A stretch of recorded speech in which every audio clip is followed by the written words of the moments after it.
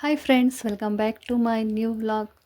ನಾನಿಲ್ಲಿ ವೈಕುಂಠ ಏಕಾದಶಿಗೆ ಪೂಜೆ ಮಾಡೋಣ ಅಂದ್ಬಿಟ್ಟು ನೋಡಿ, ಬೆಳಗ್ಗೆನೇ ಎದ್ದು ಪೂಜೆ ಎಲ್ಲ ಮಾಡಿ ರಂಗೋಲಿ ಮಾಮೂಲಿ ವಿಷ್ಣುನಾಮ ಮತ್ತು ಶಂಖ ಚಕ್ರ ಗದೆ ಗೋಪಾದ ಎಲ್ಲ ಹಾಕಿ ಪೂಜೆಗೆ ನೋಡಿ ಈ ಥರ ವಿಷ್ಣು ಪಾದ ಎಲ್ಲ ಇಟ್ಟು ಪೂಜೆ ಮಾಡ್ತಾಯಿದ್ದೀನಿ. ವಿಶೇಷ ದಿನ ಅದು ಇಯರಲ್ಲಿ ಎಂಡಲ್ಲಿ ಬಂದಿರೋದ್ರಿಂದ 30ನೇ ತಾರೀಕು ವಿಷ್ಣು ಪೂಜೆ ಈ ಥರ ಆಯಿತು. ಅಂದರೆ ವೈಕುಂಠ ಏಕಾದಶಿ ಪೂಜೆ ನಮ್ಮನೇಲಿ ಈ ಥರ ಪೂಜೆ ಮಾಡ್ತಾಯಿದ್ವಿ. ಬನ್ನಿ ಈ ವ್ಲಾಗ್ ಹೀಗೆ ಕಂಟಿನ್ಯೂ ಮಾಡ್ತಾಯಿದ್ದೀನಿ. ಈ ವ್ಲಾಗ್ ಹೇಗಿದೆ ಅಂತ ನೋಡೋಣ. ಅಂದರೆ ನ್ಯೂ ಇಯರ್ ಹಿಂದಿನ ದಿನ ಆಗಿರೋದ್ರಿಂದ ಎಲ್ಲರಿಗೂ ಅಡ್ವಾನ್ಸ್ ಹ್ಯಾಪಿ ನ್ಯೂ ಇಯರ್. ಮತ್ತು ಎಲ್ಲರೂ ಹಾಗೆ ಖುಷಿಯಾಗಿ ಮುಂದಿನ ವರ್ಷನ ಸ್ವಾಗತಿಸೋಣ. ಬನ್ನಿ ಈ ವ್ಲಾಗ್ನ ಕಂಟಿನ್ಯೂ ಮಾಡ್ತಾಯಿದ್ದೀನಿ. ಪೂಜೆ ಎಲ್ಲ ಮುಗೀತು.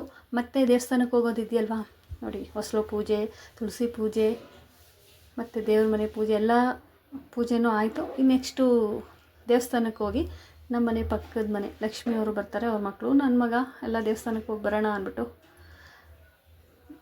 ರೆಡಿ ಆಗಬೇಕು. ಬನ್ನಿ ದೇವಸ್ಥಾನಕ್ಕೂ ಹೋಗಿ ಬರೋಣ. ಹಾಗೆ ಬನ್ನಿ ದೇವಸ್ಥಾನಕ್ಕೆ ಹೋಗೋಣ. ರೆಡಿ ಆಗಿದ್ದೀನಿ, ನನ್ನ ಮಗ ಕಾಯ್ತಾ ಇದ್ದಾನಲ್ಲಿ.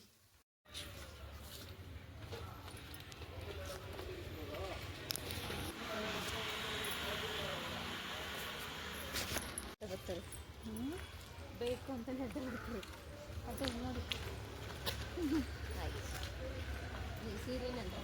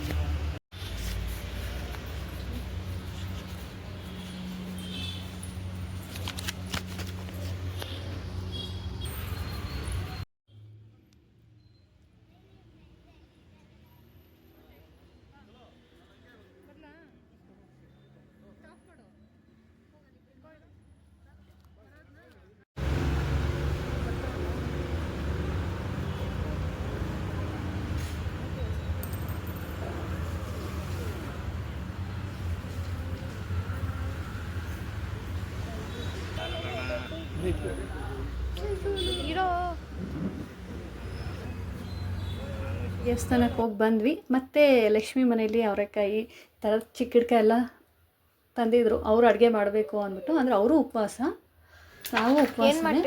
ಅವ್ರ ಮನೇಲಿ ಅವ್ರ ಫ್ಯಾಮಿಲಿಗೆ ಅಂದರೆ ಮಕ್ಕಳಿಗೆಲ್ಲ ಊಟ ಬೇಕಲ್ವ ಅಂದ್ಬಿಟ್ಟು ಅಡುಗೆಗೆ ರೆಡಿ ಮಾಡ್ತಾ ಇದ್ದಾರೆ. ಅದಕ್ಕೆ ಅಡುಗೆಗೆ ರೆಡಿ ಮಾಡೋದಕ್ಕೆ ನಮ್ಮ ಮನೆ ಹತ್ರನೇ ಬಂದು ಕೂತ್ಕೊಂಡು ಇಲ್ಲಿ ನೋಡಿ ತರಕಾರಿ ಮಾಡ್ತಾ ಇದ್ದೀನಿ. ಮನೆಯವ್ರು ಬೇಕಲ್ವ ಅಡುಗೆ ನೋಡಿ, ಹಿಂಗೆ ಆಚೆ ತಿಂತಾರೆ ಕೊಡಲ್ಲ, ಅದೇ ಉಪ್ಪಿಟ್ಟು.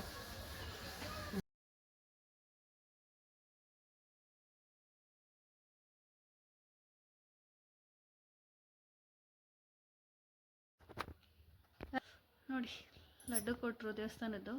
ಓಕೆ ಫ್ರೆಂಡ್ಸ್, ಈ ವ್ಲಾಗ್ನ ಇಲ್ಲಿಗೆ ಎಂಡ್ ಮಾಡ್ತಾಯಿದ್ದೀನಿ. Thank you for watching.